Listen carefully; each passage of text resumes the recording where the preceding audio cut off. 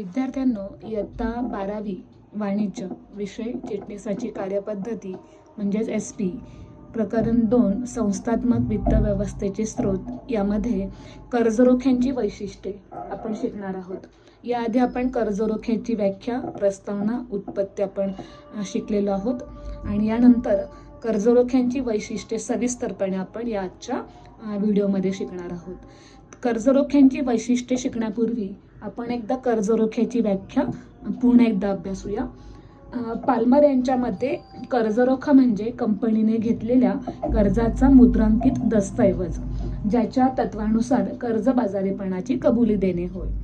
यानंतर टोफन यांनी दिलेल्या व्याख्यानुसार कर्जरोखा हा कंपनीने धारकास दिलेला कर्जाच्या पुराव्याचा दस्तऐवज असून साधारणपणे कर्ज घेऊन एखादी मालमत्ता तारण ठेवलेली असते।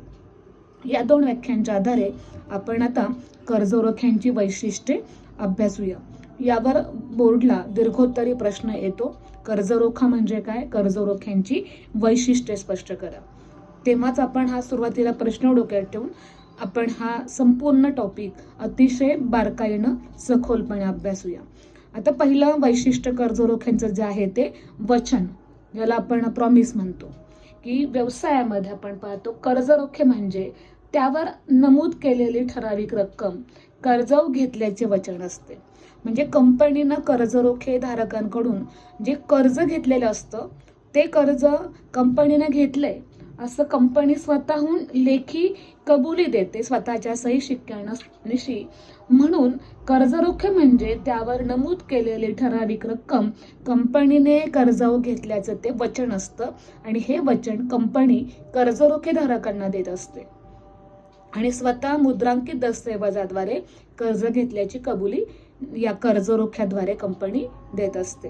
हे झालं वचन। आता दुसरा पॉइंट आहे दर्शनी मूल्य, ज्याला आपण पाहतो फेस व्हॅल्यू सुद्धा म्हणतो। आता दर्शनी मूल्य म्हणजे काय, कर्जरोख्यांचे दर्शनी मूल्य हे तुलनेने जास्त असते। साधारणतः 100 रुपये किंवा 100च्या पटीत 1000, 10,000 असे कर्जरोख्यांचे दर्शनी मूल्य असते। म्हणजे भागांची तुलना करता कर्जरोख्यांचे मूल्य, दर्शनी मूल्य हे तुलनेने जास्त असते, 100च्या पटीमध्ये असते। आता तिसरा आपण मुद्दा बघूया, रक्कम परतफेडीची वेळ। जेव्हा एखादी कर्जाऊ रक्कम घेतली जाते तेव्हा त्या कर्जाऊ रकमेला ठराविक मुदतीनंतर त्याची परतफेड होणे हे अत्यंत आवश्यक असतं। तसंच कर्जरोख्यांची मुद्दलाची रक्कम ठराविक मुदतीनंतर कर्जरोखेधारकाला परत केली जाते। कर्जरोखे प्रमाणपत्रावर कर्जाऊ रक्कम परत करण्याची तारीख नमूद केलेली असते। म्हणजे जेव्हा एखादा कर्जरोखेधारक कंपनीला कर्ज देतो तेव्हा ते कर्ज कधी परतफेड होणार आहे याची कंपनीने त्यावर परतफेडीची वेळ दिलेली असते। हे सुद्धा एक वचनामध्येच मोडतं। चौथं वैशिष्ट्य परतफेडीसाठी प्राधान्य। प्राधान्य म्हणजे अग्रक्रम। जेव्हा कंपनीच्या इतर दावेदारांपेक्षा, दावेदार म्हणजे ज्यांना कर्जाऊ रक्कम परत करावयाची असते असे दावेदार, कंपनीच्या इतर दावेदारांपेक्षा कर्जरोखेधारकांना भांडवल परतफेडीसाठी प्राधान्य दिले जाते। म्हणजे जेव्हा कर्ज परतफेडीची वेळ येते तेव्हा कंपनी सर्वात प्रथम अग्रक्रमाने कर्जरोखेधारकांना त्यांच्याकडून घेतलेली कर्जाची रक्कम परतफेडीसाठी प्राधान्य देत असते। असे कंपनीकडे अनेक दावेदार असतात, पण या अनेक दावेदारांमध्ये कर्जरोखेधारकांना अग्रस्थान असतं। पाचवा मुद्दा परतफेडीचे आश्वासन। परतफेडीचे आश्वासन याचा अर्थ कर्जरोखे हे दीर्घ मुदतीचे कर्ज उपलब्ध करून देतात। कर्ज ठराविक मुदतीत परत करण्याची हमी यामध्ये दिलेली असते। म्हणजे फक्त कर्ज परतफेडीची वेळच नाही तर ते कर्ज परतफेडीचे आश्वासन सुद्धा कंपनी कर्जरोखेधारकांना देत असते, हमी देत असते, खात्री देत असते। म्हणून कर्जरोख्याद्वारे भांडवल उभारणी करणे हा सर्वात सुरक्षित मार्ग मानला जातो। 6 नंबरचा मुद्दा व्याज। आता कर्ज आणि व्याज आणि मुद्दलाची परतफेड ह्या तिन्ही गोष्टींमध्ये खूप साधर्म्य आहे, कारण व्याज म्हटल्यानंतर ते कर्जाऊ भांडवल आपल्या डोळ्यासमोर उभं राहतं। कर्जरोख्याधारकांना निश्चित दराने व ठराविक कालावधीमध्ये व्याज दिले जाते. आता लक्षात ठेवायचं नेहमी, कर्जावरील व्याजदर हा कसा असतो, निश्चित, तो कधीच बदलता नसतो आणि हे आधी पूर्व निश्चित केलं जातं. त्यामुळे कर्जरोख्यांना निश्चित दराने ठराविक कालावधीमध्ये व्याज दिले जाते. व्याज देणे ही कंपनीची जबाबदारी असते. कंपनीने नफा कमावला असेल किंवा नसेल तरी व्याज देणे बंधनकारक असते, कारण ते नफ्यावर अवलंबून नसतं. कंपनीला तोटा हो, फायदा हो, तरी सुद्धा व्याज हे निश्चित दराने निश्चित कालावधीत परत करावं लागतं. आता 7वा मुद्दा बघूया आपण, कर्जरोख्यांमधील घटक किंवा कर्जरोख्यांसंबंधित घटक. आता हे 3 घटक कोणकोणते आहेत, तर एक आहे कंपनी, दुसरा आहे विश्वस्त आणि तिसरा आहेत कर्जरोखे धारक. प्रत्येकाची माहिती आपण घेऊया.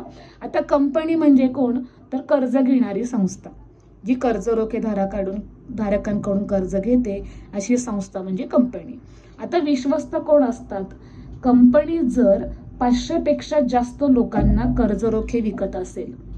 परत लक्षात घ्या, जर कंपनी 500 पेक्षा जास्त लोकांना कर्जरोखे विकत असेल तर कंपनी कर्जरोखे विश्वस्तांची नेमणूक करते. या विश्वस्तांमार्फत कंपनी कर्जरोखे धारकांशी व्यवहार करते. विश्वस्त व कर्जरोखे धारक यांच्याशी कंपनी करार करते. या करारास विश्वस्त करार असे म्हणतात. आता विश्वस्त करार हा तुम्हाला संकल्पना स्पष्टीकरणामध्ये विचारला जाऊ शकतो, त्यामुळे आपण विश्वस्त कराराची व्याख्या परत एकदा बघूया. कंपनी जर 500 पेक्षा जास्त लोकांना कर्जरोखे विकत असेल तर कंपनी व कर्जरोखे विश्वस्तांची नेमणूक करते.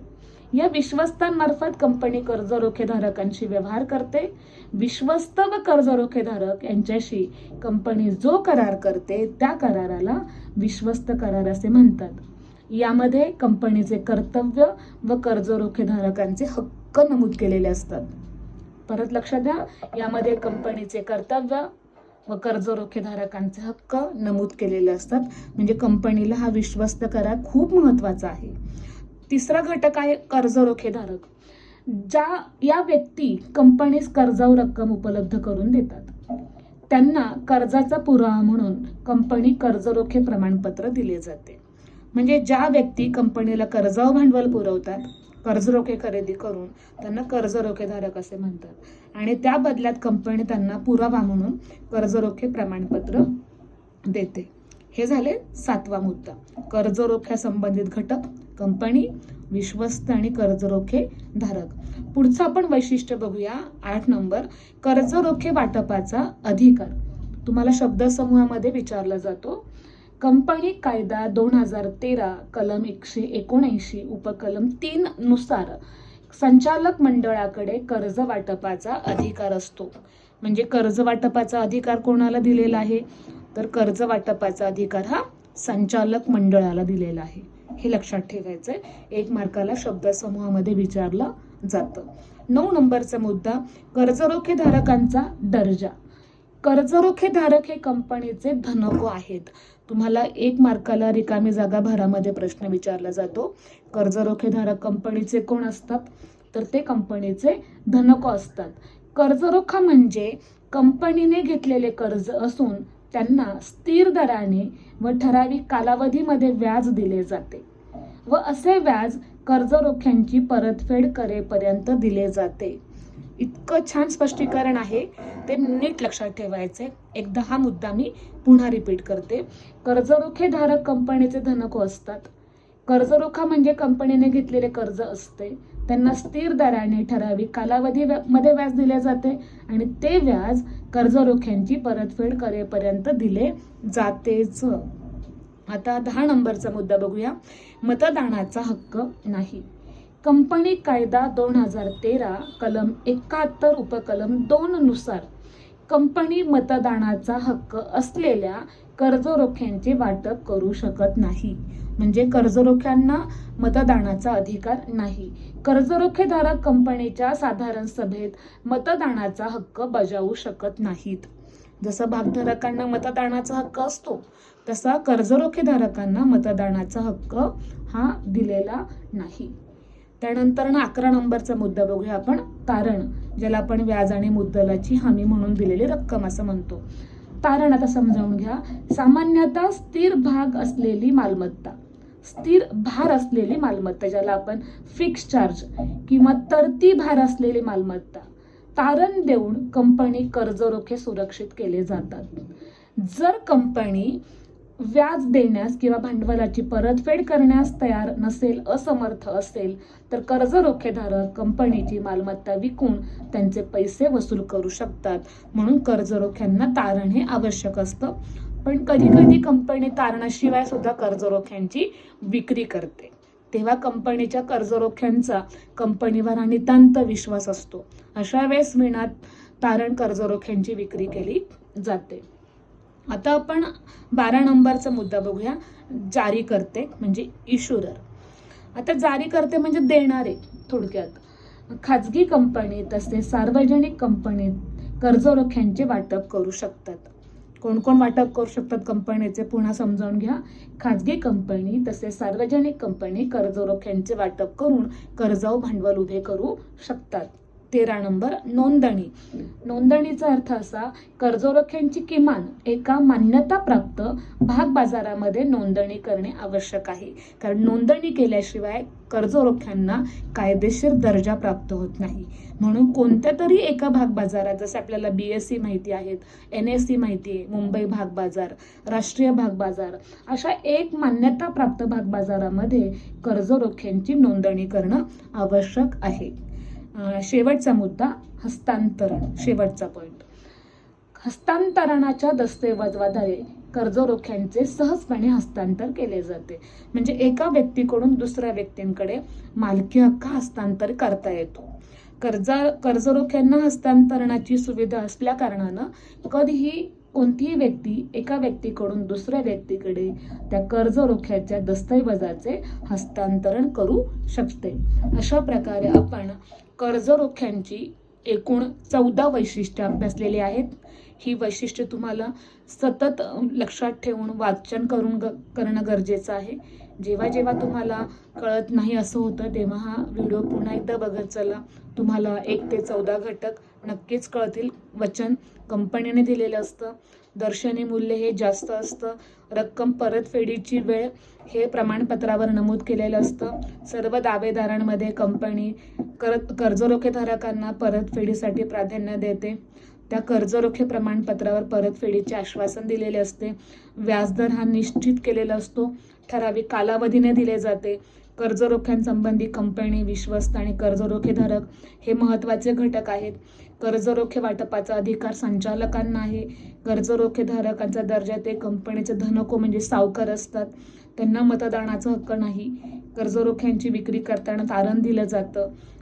जारीकर्त्यामध्ये इथे आपण पाहतो की कंपनी, खाजगी कंपनी असेल, सार्वजनिक कंपनी असेल, कर्जरोख्यांची विक्री करू शकते. मान्यताप्राप्त भागबाजारात नोंदणी करणे आवश्यक असते आणि कर्जरोख्यांचे हस्तांतरण कधीही करता येते. असे कर्जरोख्यांची 14 वैशिष्ट्ये विद्यार्थ्यांनी नक्कीच पाठ करून ठेवावीत. परीक्षेला दीर्घोत्तरी प्रश्नासाठी हा प्रश्न विचारला जाण्याची शक्यता असते. धन्यवाद.